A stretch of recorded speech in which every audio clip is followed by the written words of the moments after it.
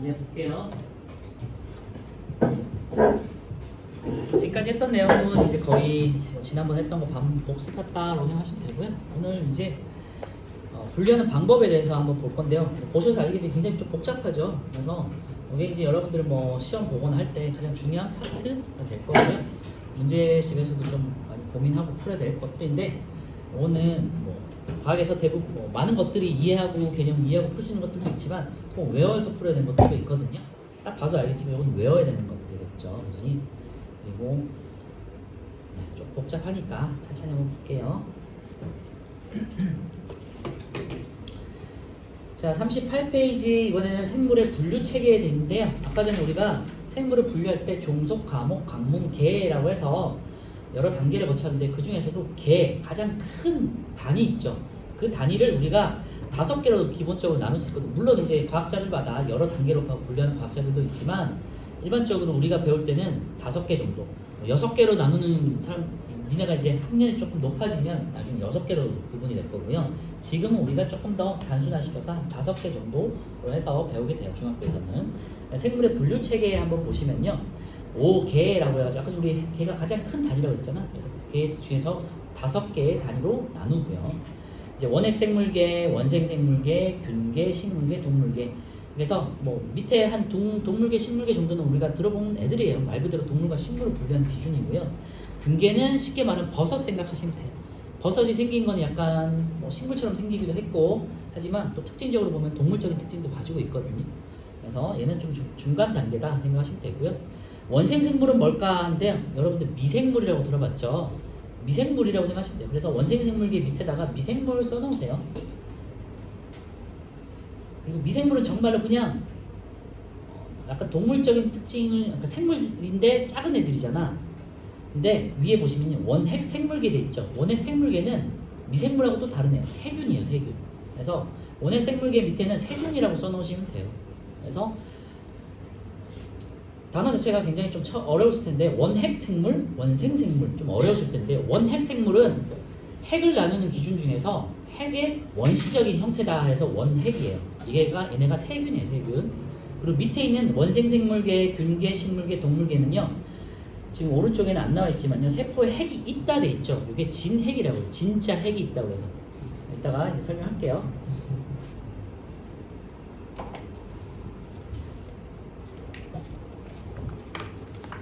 제가 간단하게 필기는 여기다 이제 칠판에다 하겠지만 안 쓰셔도 되고 책에 있는 내용들을 간단하게 쓸 테니까 필요하신 내용만 보충하시면 돼요. 기본적으로 생물은 우리가 개를 5개로 분류를 하고요. 원핵과 진핵으로 분류해요. 우선 원핵은요, 우리 앞에 세포할 때 핵막이라는 거 혹시 기억나요? 세포 안에 동그란 핵막이 있고 이 안에 여러 가지 뭐 DNA라든지 여러 가지 유전 정보들이 담겨져 있다고 했잖아요. 핵막이 있다고 했잖아요. 이게 진핵이에요. 핵이 있는 진짜 핵, 진핵이라고 하고요. 원핵은 세균들은요 따로 핵이란 게 없고요. 핵막이란 게 없어서 그냥 이렇게 그냥 유전 정보들이 몸속에 이렇게 그냥 퍼져 있어요. 이렇게. 그래서 핵이 없잖아. 그래서 원시적인 핵이다 혹은 핵이 없다 해서 원핵이에요. 그래서 크게 2개로 일단 분류를 하고요. 원핵과 진핵. 그리고 진핵 중에서 이렇게 나눠지는 거라고 생각하시면 돼요. 미생물인 원생 생물이 있고요. 원생 생물을 조금 진화한 게 균계라고 해가지고 버섯 생각하시면 돼요. 곰팡이. 원생 생물은 미생물들이고요. 물론 얘는 지금 책표 뒤쪽에 보면 생물 얘가 있으니까 따로 안 쓰셔도 돼요. 그 다음에 균계 쪽에 밑에 이제 식물계가 있고요. 그 다음에 동물계가 있는데, 혹시 지난 시간에 제가 말씀을 잠깐 드렸는데 여기 이제 지가 순서라고 생각하시면 되는데, 왜 식물계가 먼저고 동물계가 먼저냐? 식물이 광합성이라는 걸 하면서, 변록체에서 광합성을 하면서 산소를 내뿜었다 그랬죠. 그 산소를 가지고 동물들이 호흡을 하면서 바다에서 이제 육지로 나오게 된 거거든요. 처음에는 물고기 종류가 먼저였고 그 다음에 그 중에서도 이제 다리가 생겨서 육지로 나오게 됩니다. 알겠죠? 그래서 원핵 생물, 핵이 없는 애들, 그 다음에 원생 생물, 미생물, 조그만 애들, 그 다음에 균계 버섯 같은 애들, 식물, 동물, 식물 이렇게 진화하게 돼요. 물론 이제 사람이 뭐 미생물에서 진화했다 이런 의미는 아니에요. 그렇죠? 그냥 탄생 순서라고 생각하시면 되고요. 자, 원핵 생물 같은 경우는요, 세포에 핵이 없다고 그랬는데요. 핵이 없고 대부분이 한 개 보면요, 제일 첫 번째 몸이 한 개의 세포로 이루어졌다. 이거는 단세포라고 해요.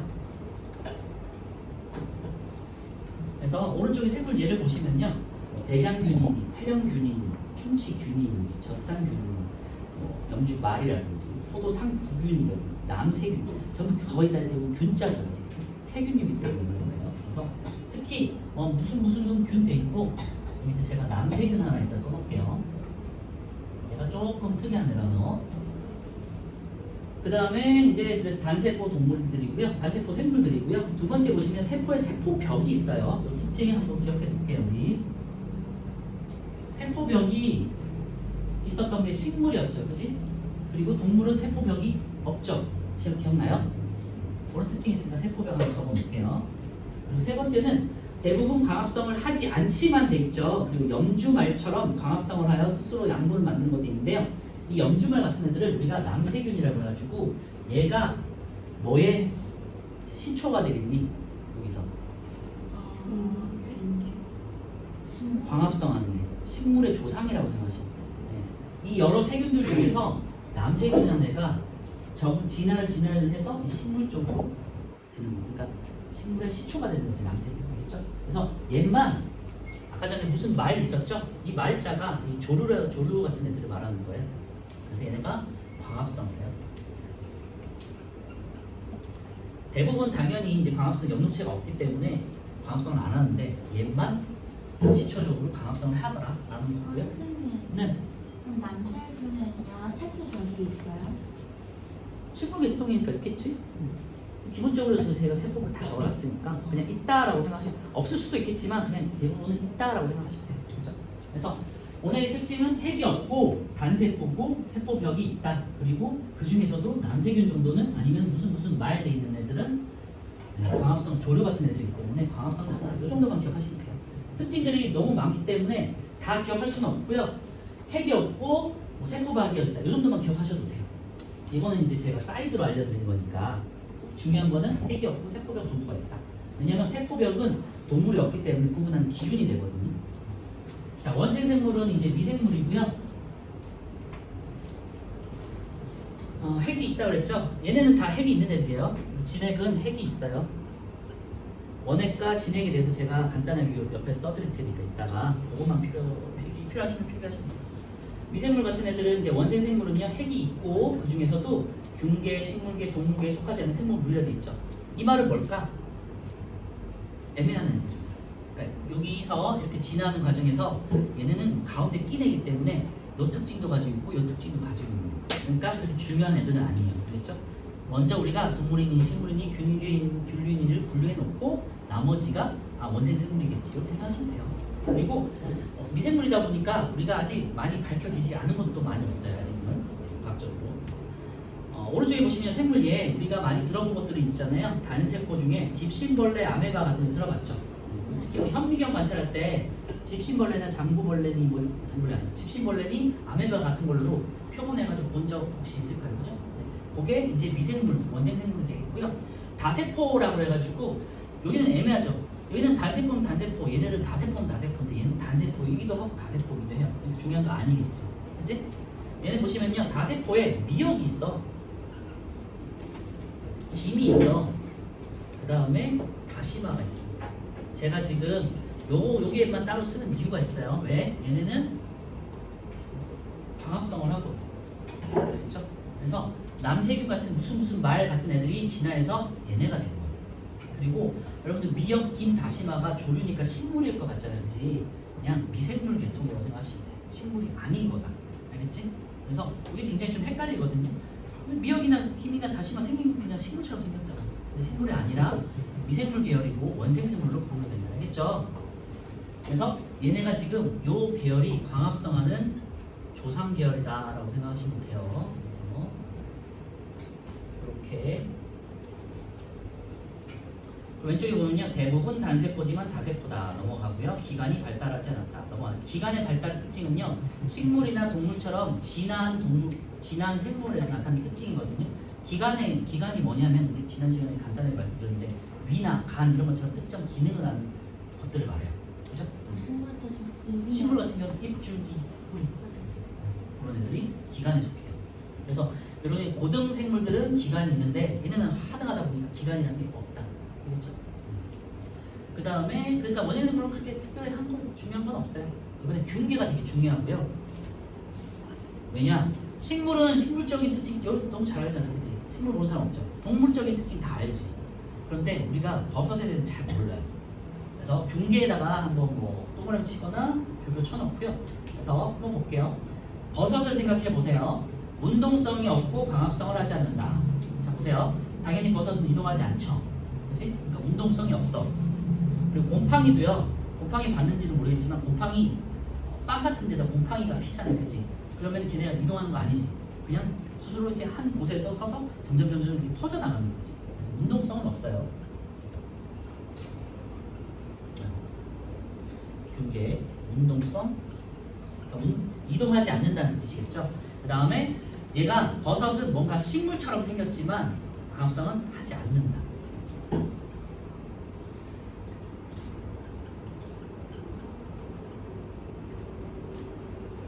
그러니까 봐봐요. 이동하지 않는다는 거는 식물의 특징이죠. 그런데 광합성을 하지 않는다는 건 동물의 특징이지. 그치? 그러니까 둘 다 가지고 있기 때문에 얘가 굉장히 중요해요. 두 번째, 버섯이나 곰팡이는 실 모양의 균사가 얽힌 구조다 되어 있는데요.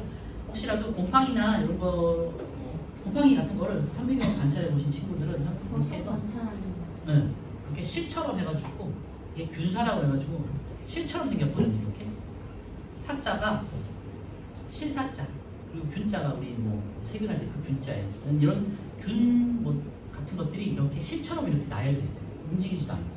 그래서 요 사이사이에 포자라고 해가지고 씨앗 같은 것들이 이렇게 있거든요. 요 포자가 퍼져서 나중에 이제 씨가 번식을 할 때 쓰이는 거예요. 어쨌건 균사라는 실처럼 된 구조로 되어 있다라는 거고요. 그래서 균사. 그리고 아까 전에 뭐 다세포도 있지만 이것도 애매하지만 대부분은 다세포예요. 그러니까 중요한 건 아닌데 대부분은 다세포예요. 조금 복잡해 보이긴 하잖아요, 그치? 그리고 아까 말씀드렸지만 포자 번식을 하고요. 여기 이제 없으니까 한번 적어 놓으시면 좋을 것 같고 얘가 세포 벽이 있어요. 자 보세요. 세포 벽이 있고 운동성이 없어. 식물적인 완전한 특징이죠. 그런데 광합성을 하지 않고요. 이 포자 번식을 할 때 얘가 약간 동물적인 느낌으로 포자들이 또 움직여서 이동을 해요. 그래서 이쪽에서는 또 동물적인 느낌이죠. 이쪽에서는 식물적인 느낌으로. 그래서 균계가 중요해요. 세 번째, 스스로 양분을 만들 수 없다 되는데 광합성을 하지 않으니까 양분을 만들 수 없어. 그래서 얘네는 기생을 하거든요. 그래서 땅속 같은 데 이제 뿌리 박혀가지고 뭐 하냐면 생물들의 사체를 분해시켜서 먹는 거지, 흡수하는 거지. 그래서 세 번째, 죽은 생물을 분해해서 양분을 얻는다 대신 되어 있는데요. 동물적인 특징이기도 하고요. 이제 우리 생태계에서는 분해자라는 이름을 가지고 있죠. 그죠? 생산자, 소비자, 분해자 할 때 그 분해자고요.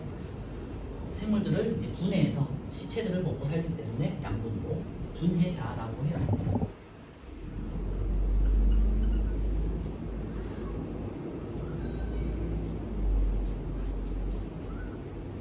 균계 같은 경우는 식물적인 특징과 동물적인 특징을 다 가지고 있고 각각의 특징 중에서 어떤 게 해당되는지 잘 기억해 두세요. 세포벽은 있다 하지만 광합성을 하지 않는다. 그렇죠? 분해자의 특징을 가지고 있고. 식물계는 말 그대로 이제 여러분들이 잘 알고 있는 식물계고요. 이거 보기 전에 균계의 균계 생물 예 한번 볼게요. 느타리 버섯, 표고버섯, 그 다음에 뭐 뿌리 곰팡이, 푸른 곰팡이. 푸른 곰팡이가 여러분들이 빵 같은 데다 생기는 그 곰팡이 있죠. 상했을 때 나타나는. 그다음 누룩곰팡이는 이제 뭐 술 같은 거, 매주요? 매주나 뭐 술 같은 거 담글 때 한 나오는 거 있죠. 효모, 그것도 마찬가지. 술 같은 거 담글 때 쓰는 그런 게 해당이 돼요. 자, 이제 식물 보시면요. 식물은 다세포 생물이고요. 이제부터 다세포라고 아예 할 수 있어요. 그래서 다세포 생물 이제 거기다가 밑줄에 놓고요. 식물부터는 다세포에 들어가요. 얘네는 단세포, 그러니까 원액은 단세포. 근데 원생과 규계는 단세포일 수도 있고 다세포일 수도 있고. 하지만 식물과 동물에서는 이제 본격적으로 다세포.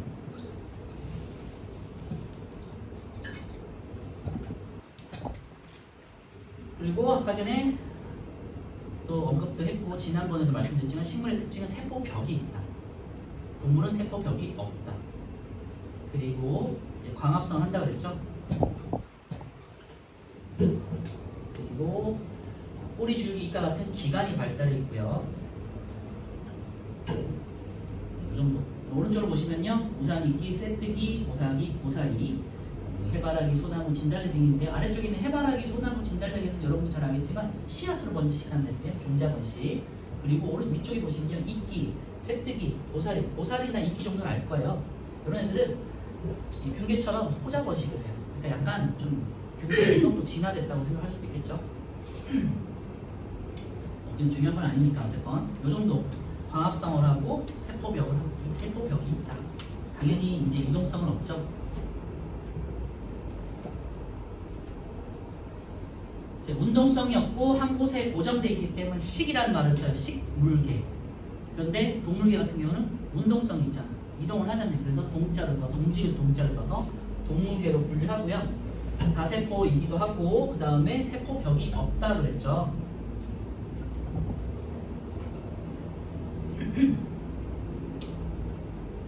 그리고 운동성 아까 말씀드렸지만 움직임이 있어요. 이동을 해서 살고요. 광합성을 하지 않기 때문에 양분을 외부에서 섭취를 해야 된다.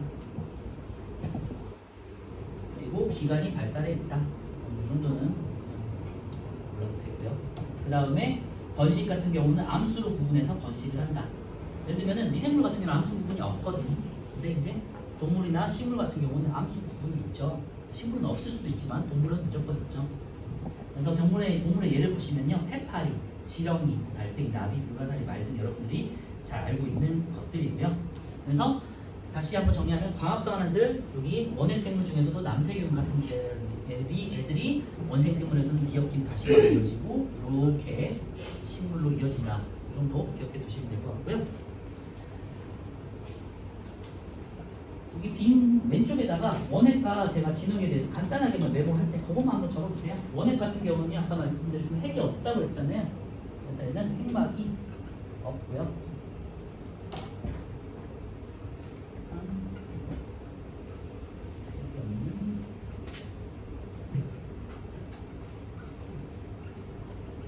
원핵을 정의할 때는 핵막이 없고 뚜렷한 핵이 없는 단세포 생물로 정의를 하고요. 진핵 같은 경우는요, 핵막이 있죠.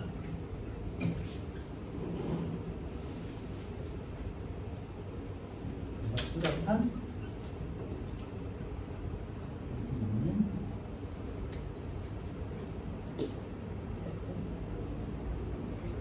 단세포일 수도 있고 다세포일 수도 있기 때문에 이거는 생략하고.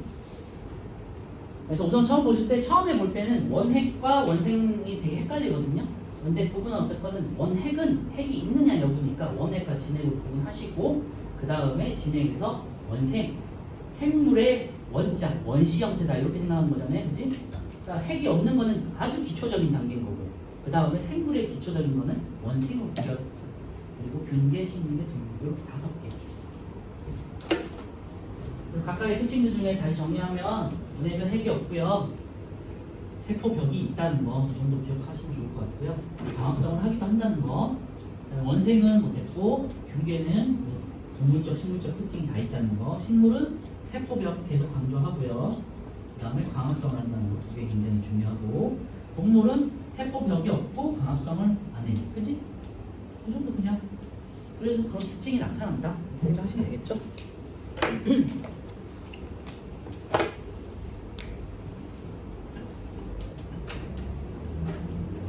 참고로 이제 버섯 같은 경우는 균계 같은 경우는요 식물보다는 그래도 동물 쪽에 가깝다고 해요. 조금 더 그런 특징이 있다고 하고 일단 오른쪽에 보시면요 플러스 강의 세 번째 보시면요 원생 생물계와 강합성 돼 있는데 원생 생물계는 아까 말씀드렸던 거예요. 먹이를 먹는 생물도 있고요.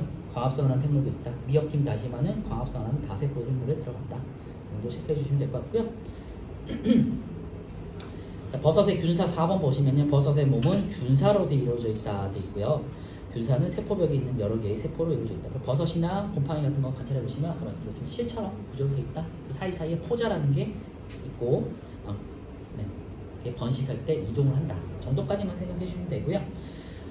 제 밑에 아래쪽에 5개의 특징 정리되어 있는데요. 이제 각각의 특징들 중에서 가장 중요한 것들만 이제 표시해 놓은 건데요. 동그라미 해볼게요. 원핵은 핵막이 없다에다가 동그라미 해놓으세요. 이제 구분하는 기준이기 때문에 원핵은 핵막에다가 없다에다만 동그라미 해놓으세요. 원생생물 안 중요하니까 넘어가고요. 균계 일단 뭐 애매하니까 넘어가고요. 식물계 광합성을 한다가 중요한 거지, 그치? 광합성에다가 동그라미 쳐놓고요. 세포수 다세포다 거기다가 동그라미 쳐놓고. 예를 들면은 지문에 식물은 무조건 다세포 생물이다 이렇게 하면 맞는 거예요, 그치? 그런데 균계는 다세포 생물이다 하면 틀린 거라고, 알겠지? 그리고 동물계 보시면요, 세포벽이 없다에다가 동그라미 하나 놓으시고요. 광합성 안 하고 넘어가고 세포수 다세포다 동그라미 쳐놓으시고. 그리고 다세포 생물로 확실하게 할 수 있는 거는 식물과 동물이다. 그리고 광합성으로 구분할 수 있는 게 광합성 안 하는 동물이다, 그지? 그다음 세포벽도 없는 동물이다. 이렇게 구분할 수 있다고 합니다. 자, 오른쪽에 우리 10번, 11번, 12번 한번 풀어볼게요.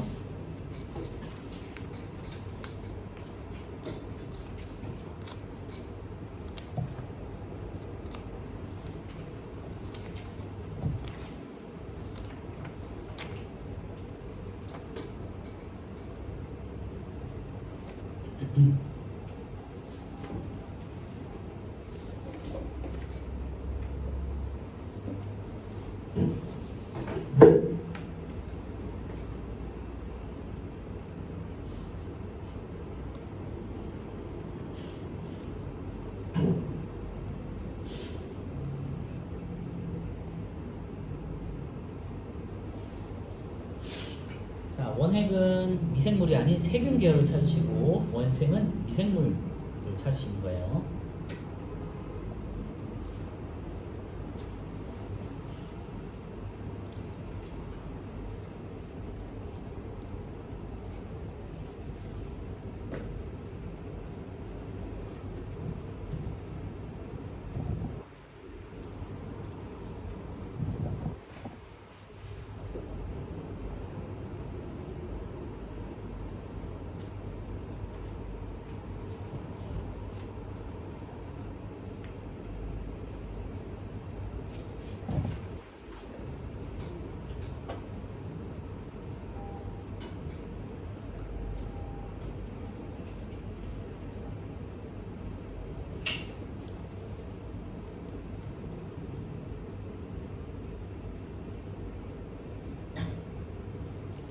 자, 10번 나비, 불가사리, 해파리는 동물이겠죠. 아메바, 미역, 집신벌레는 미생물이 되겠니까 원생생물이고요. 파렴균, 대장균, 염주말 이런 세균이니까 균계가 나는 원핵 생물이 되겠고요. 기억. 소나무, 해바라기, 우산이끼는 잘 알겠지만 식물이고, 가는줄기, 뿌리, 곰팡이, 표고버섯은 균계가 되겠죠. 11번 생물 5개 되어 있고요. 원생생물에 속하는 생물은 모두 단세포이다 되는데요. 11번에 X가 되겠고요. 원생은 단세포도 있고 다세포도 있고 애매하다 그랬죠. 2번 원핵 생물계에 속하는 세포에는 세포벽이 있다. 네, 5. 3번 식물계, 동물계에 속하는 생물은 모두 다세포이다. 식물계, 동물은 다세포 모두. 5. 4번 균계, 식물계에 속하는 생물은 모두 광합성을 한다 되는데요. 식물계는 광합성을 하지만 균계는 안 한다 그랬죠. 11번에 4의 X. 5개로 분리했는데 A의 기준은 원핵과 진핵이라고 그랬죠. 핵의 유무가 되겠지. 12번에 2번 되겠어요. 자, 40페이지 넘겨주면요. 이제 생물 분류 이제 해가지고 실제적인 예들이 나와 있는데 한번 볼게요. 제일 위쪽에 보시면요. 세포에 핵막으로 구분된 핵이 있는가? 원핵과 진핵으로 나눴다는 소리고요. 아니오 돼 있으면 원핵 생물계가 되겠죠. 세균들이 되겠고, 얘 쪽으로 넣으면은 이제 원핵 이게 아닌 진액이 되겠죠. 그래서 몸이 균사로 돼 있는가? 균사로 돼 있는 균류가 되겠죠. 균계가 되겠고요. 그리고 아니요, 기관이 발달하니까 동식물이냐를 물은 거잖아요. 예, 동물 식물이 빠졌어. 그리고 아니오는 이제 동물 식물이 아닌 원생 생물이 되겠죠. 광합성을 하는가? 예 하면 식물로 빠지고 아니요 하면 동물이 되겠죠. 밑에 보시면요, 소나무 잘하는 식물 넘어가고요. 개미, 여러분이 잘 아는 곤충, 장미, 다세포이기도 하고 식물 넘어가고요. 염주말이 이제 아까 전에 말씀했던 요 이제 남세균이라고 가지고 지금 생긴 게 색깔이 어떻게 생겼나요? 초록색이잖아요, 그지? 염록체 같은 게 있다는 소리죠. 그래서 단세포이고 세포벽이 있고 광합성을 한다. 그래서 이런 광합성을 하는 세균이 있구나 정도 그냥 상식으로만 좀 기억하자는 거고요. 미역 아까 말씀드렸지만 미역은 식물처럼 생겼지만 원생생물로 분류가 되고 그 다음에 바다에 사는데 광합성을 한다. 바다에 사는데 어떻게 광합성을 하느냐? 빛이 바닷물에 150에서 200m까지 들어가거든요. 그러니까 빛을 흡수할 수 있고요. 당연히 심해에서는 조류가 없지, 그렇지? 그래서 100에서 한 200m 사이에서 미역이나 김, 다시마들이 사는 거예요. 알겠죠? 해조류는 살 수는 있다. 광합성도 할 수 있다. 또 표고버섯은 이 균계 같은 애들이고요. 세포는 다세포고 광합성을 안 하고 균사로 돼 있고 운동성이 없다. 참새, 새 잘 아니까 넘어가고요. 집신벌레가 이제 단세포, 이제 원생 생물이 되겠죠. 단세포고 광합성 안 하고 하천이나 연못 등에서 생활한다. 네. 자, 정리 보시면요. 맨 밑에 생물은 핵막으로 구분된 핵의 유무나 세포벽의 유무나 세포수 광합성 여부에 따라서 원핵 생물, 원생 생물, 균계, 식물계, 동물계로 분류할 수 있다라고 할 수 있죠. 5개 우리 명칭 개를 분류하는 기준: 원핵, 원생, 균, 식물, 동물. 동식물을 잘 알 거니까 우리 버섯 하나 추가하고요. 그다음에 요 기준 잘 모를 테니까 요거 오늘 안 거잖아, 그치? 추가하시면 되고요. 고등학교 넘어가시면 하나 더 배우는데 요 사이에 고세균이라고 해가지고 세균 사이에 원핵과 진핵 사이에 고세균이라는 애를 하나 배워요. 고세균은요, 세균하고 세균이 지나는 과정에서 뭐 이렇게 뭐 화산이나 조금 뭐 온천이라든지 뭐 폐수라든지 이렇게 조금 늪지대라든지 살기 어려운 데 사는 애들 있지. 그러면 세균이 조금 진화해가지고 자기들만의 공간에서 사는 세균이 있거든요. 그걸 고세균이라고 어려울 곳자 써서 어려운 곳에 사는 세균이라고 해서 6개를 배우는데 우리는 그 빼고 5개만 한다 했지. 2번 세포의 핵막으로 구분되는 핵이 없는 생물은 원핵 생물로 분류한다고요, 그렇지? 오른쪽은 뭐 똑같은 거니까 넘어가고요. 넘겨서 생물 다양성이 큰 기준 해가지고 이제 여기로 이제 여러분들이 지난 시간에 봤던 그 파트가 여기 뒤쪽으로 빠져 있어요. 우리 했던 거니까 넘어갈 거예요. 생태계 다양함, 한 생태계 가지고 있는 생물 종류의 다양함, 같은 종류의 생물 사이에서 나타나는 특징의 다양함 해가지고 변이 같은 것도 확인할 수 있고요. 밑에 보시면 두 지역의 생물 다양성 비교 봤죠, 그지? 자, 넘어와서 오른쪽에 우리 1번부터 풀어볼게요. 1번부터 21번까지 쭉 하고 풀어봅시다. 저기요. 첫 번째 수업 이거 저도요. 응? 이거 일단 여기는 그냥 벌써 풀었어? 하는 거 벌써 풀었다고? 잘했어. 조금만 기다리자. 그러면 우리 쪼개서 할게요. 1번부터 4번까지 한번 풀고요. 바로바로 확인하면서 할게요. 잘했어. 나중에 더 뒤에 풀고 있어도. 뒤에 소술형을 선생님은 소술형 안 풀 거니까 소술형하고 실력 탄탄. 5번까지 해가지고. 어디 돼? 뒤에 풀어도 돼요, 다. 실력 탄탄까지 안 풀었으면 실력 탄탄도 풀어보세요.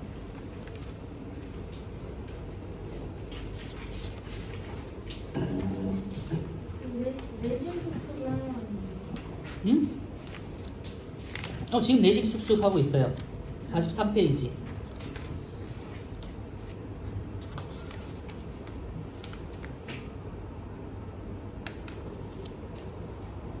다음 주가 굉장히 좀 애매한 단원인데요. 생물 다양성 보존이라고 해가지고 생물 다양성을 보존해야 한다. 그런 약간 사회적인 느낌, 그리고 환경적인 느낌으로 이제 다양한 걸 배우거든요. 그래서 좀 빨리 나가고 시간이 되면 뒤쪽까지 나가려고 해요. 이제 본격적으로 이제 과학이 시작된 66페이지에 열의 이동까지 한번 나가려고 하니까 참고해 주세요.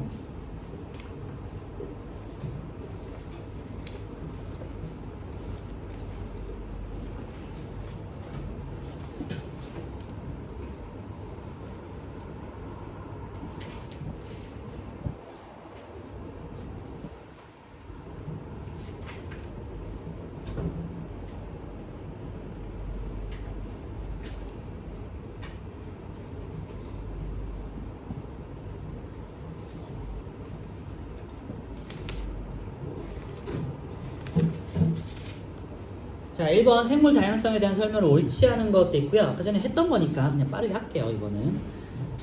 자, 생물 다양성은 지역에 따라 달라질 수 있죠. 2번 변이가 많이 나타날수록 생물 다양성이 커지겠죠. 그래서 1번에 2번이네요. 3번 한 생태계에 살고 있는 생물 종류가 많을수록 생물 다양성이 크죠.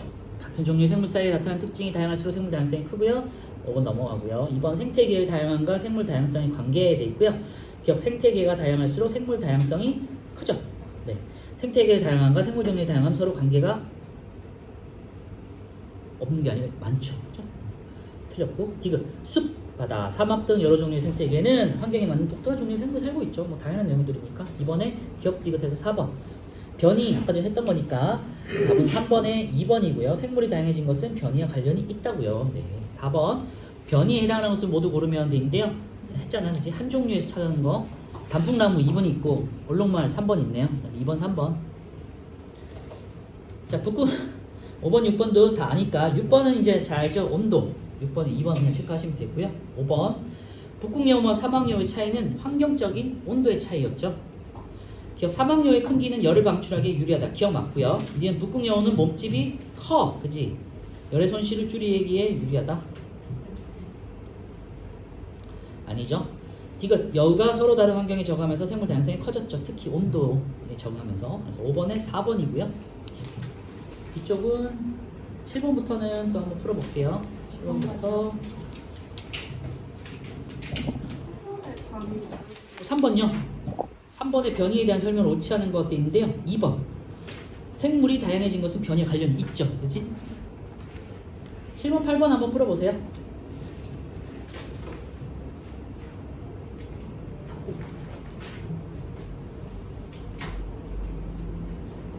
8번까지.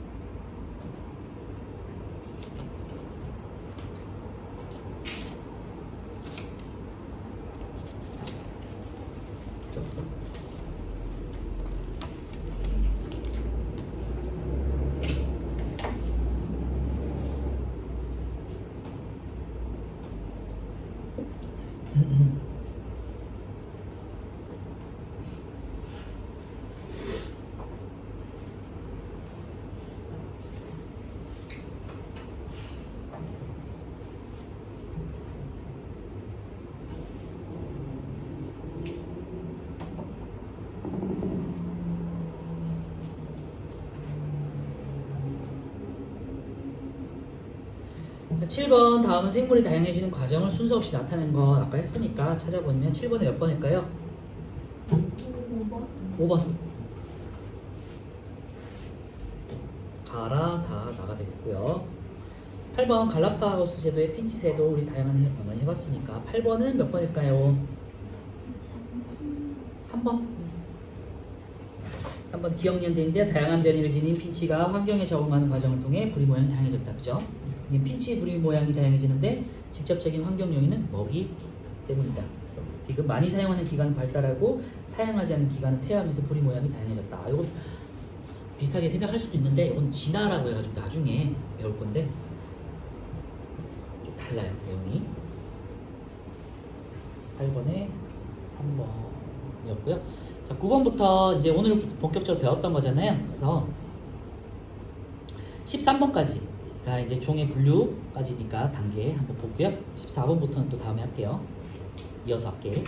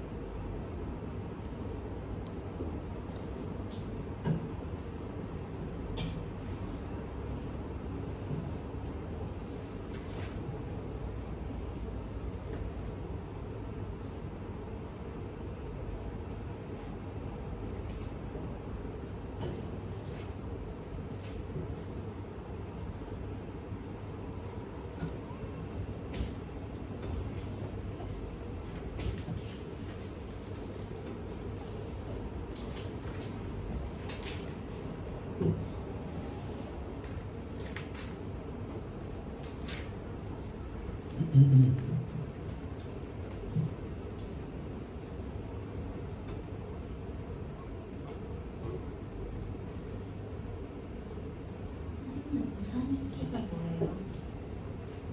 이끼는 알아요? 이끼 종류에 보면 약간 우산처럼 이렇게 버섯처럼 이렇게 포자가 있는 것처럼 생겨가지고 우산이끼. 아 그것을 전 우산에 생긴 이끼인 줄 알았는데. 어? 우산에 생기는 우산에 생긴. 우산 쓴 것처럼 같이 이렇게 가시 있어서. 우산에 생긴 이끼. 우산에는 녹이 쓰겠지.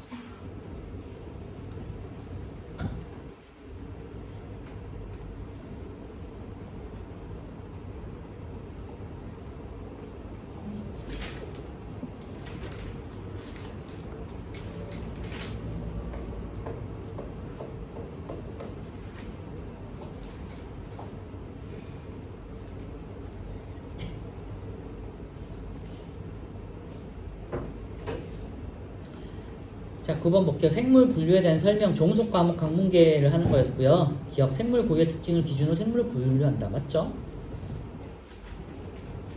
이렇게 맞고, 니은, 생물을 분류하면 생물 사이에 멀고 가까운 친척관계, 유형관계를 알 수 있다. 맞죠? 생물을 분류하면 수많은 종류의 생물을 체계적으로 연구하는 데 도움이 돼요. 네, 그래서 하는 거고요.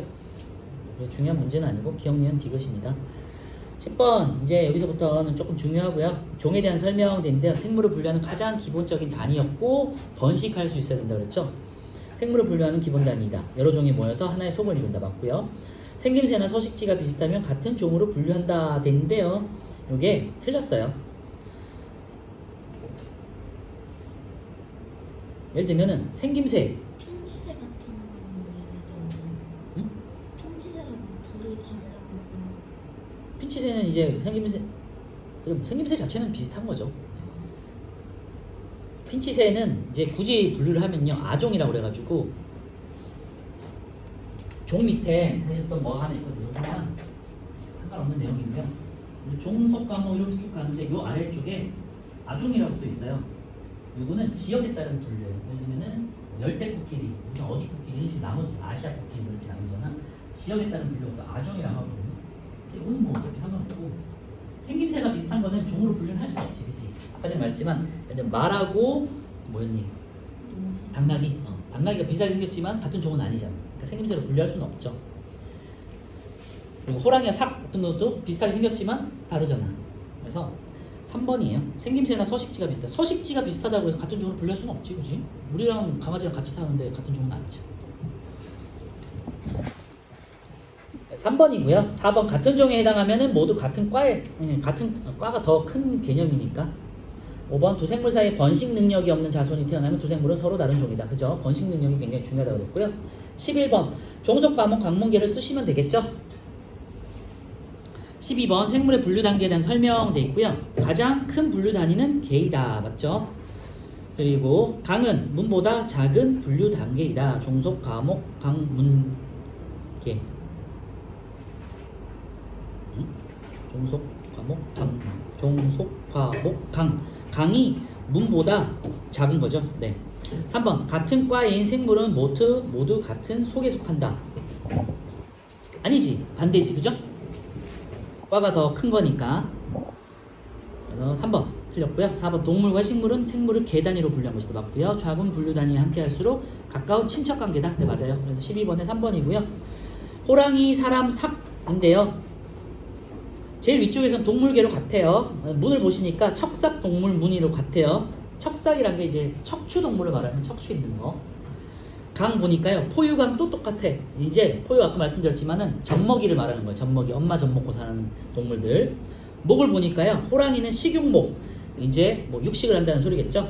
사람은 영장목. 우리 뭐냐 그 이족보인인데 뭐 침팬지 같은 애들 있죠. 침팬지 유인원 애들을 이제 영장이라고 하죠. 네. 그 다음에 삭도 마찬가지로 이제 식육목에 속하고요. 과 이제 보니까 호랑이와 삭은 고양이과가 되고 사람은 사람과. 호랑이와 삭이 이제 나눠진 거는 속이네요. 표범 속, 삭은 고양이 속. 그리고 호랑이는 호랑이 종, 사람 종, 삭 종이 되겠죠. 이단 설명을 옳은 것은 돼 있고요. 13번의 답은 4번이에요. 호랑이는 사람보다 삭과 더 가까운 관계에 있다. 그죠? 14번부터 18번까지 한번 풀어볼게요. 14에서 18까지 풀고요. 여기는 어차피 외워서 하는 거니까 이거 보면서 한번 풀어보세요. 다 있으면 뒤에 풀어도 돼요. 실력 한 장까지 풀어놓으세요. 다 있으면.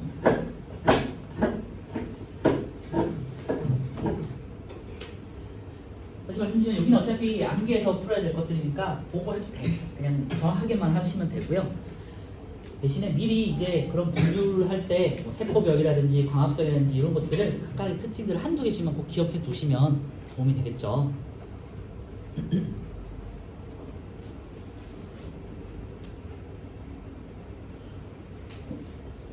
지금 잘 외워놓고요. 이따가 시험 볼 때는 제가 지워놓을 테니까 잘 보세요 한번.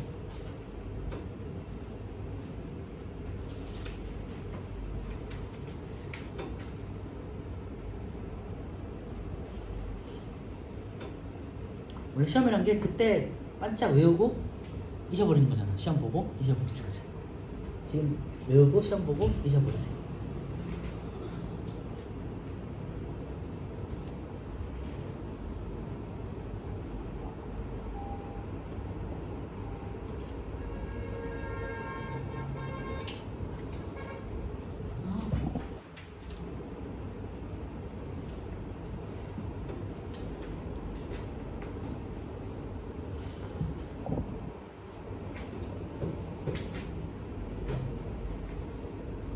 오늘 14번에 보면 5번인데요. 원생생물계 보시면 몸이 하나의 세포로 이루어진 생물만 있다는데 원생생물 특징이 뭐였어요?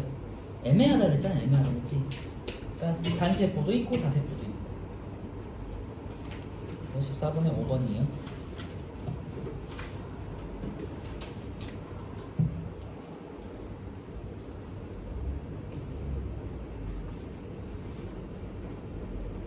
십오 번은 광합성의 여부가 되겠죠. 15번에 5번. 16번은 원생생물, 이제 미생물을 찾는데 아까 전에 우리 김미역 다시마만 기억해 주자고 했잖아요. 쟤네가 원생생물이에요. 식물이 아니라. 그래서 미역 되겠지. 16번에 1번. 17번 같은 문제가 되게 어려워요. 시험에 같은 시험이나 문제 풀이가 되게 어려우니까 천천히 한번 보시고요.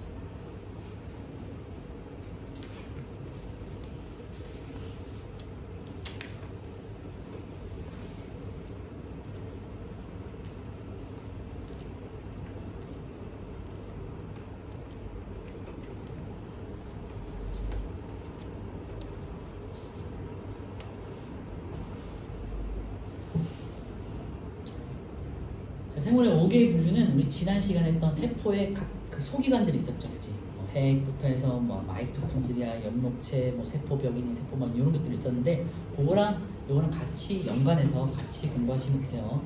같이 어차피 시험에 나오는 거고. 자, 17번 볼게요. 아메바, 개구리, 해바라기, 포도상, 구균, 푸른 곰팡이. 아메바는 원생 생물이고요. 개구리는 알 거고, 해바라기 알고, 포도상, 구균, 세균이잖아. 균자 붙으면 원핵이고요. 푸른 곰팡이 균계가 되겠지? 17번이에요. 45페이지. 핵이 있는가? 아니오잖아. 그러면 원핵이 되겠지. 그러면은 세균, 포도상, 구균이겠죠. 얘에서 단세포인가? 아니요. 일단 보시면 몸이 균사로 돼 있는가 돼 있고 얘인데요. 단세포. 아메바가 되겠죠. 미생물 중에서도 단세포인 아메바가 있고 다세포인 미역김, 다시마 같은 애들이 있다고 그랬어요. 이 B는 아메바가 되겠고요. 몸이 균사로 돼 있는가? 균계니까 C는 광합성을 하지 않는다. 맞죠? 그리고 광합성을 하는가에서 예 그러면 식물이 되는데 D 표고버섯 아니죠. 버섯은 균계라고 그랬으니까 4번이고요. 5번 E 동물이겠죠. 다른 생물을 먹이로 삼아 양분을 얻는다. 맞죠? 18번 가와 나 두 부류로 나눴을 때 미역, 쇠뜨기, 소나무 그 다음에 고양이, 가는줄기, 뿌리, 곰팡이.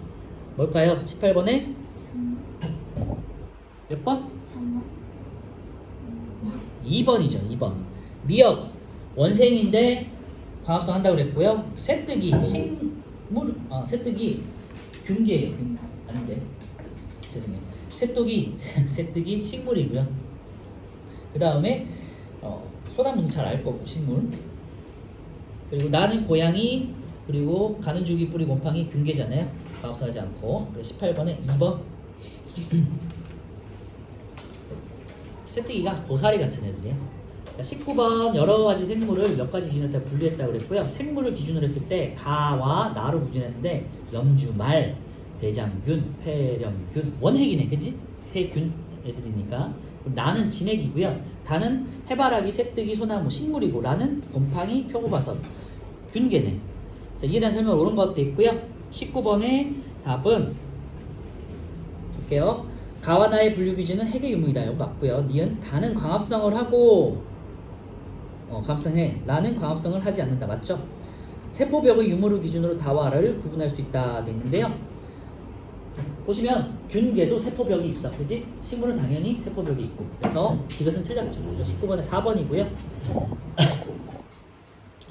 20번, 21번 그냥 제가 할게요. 20번 생물을 5개로 분류했을 때 각계에 속하는 생물의 예 돼 있고요. 답은 몇 번일까요? 20번에 3번? 4번이에요. 3번은 식물계, 느타리 버섯은 균계잖아요. 원생생물 다시마 맞죠? 김미역 다시마 원생생물이라고 다시 한번 강조하고요. 2번 동물계에서 집신벌레는 단세포 생물이고요. 미생물이에요, 미생물.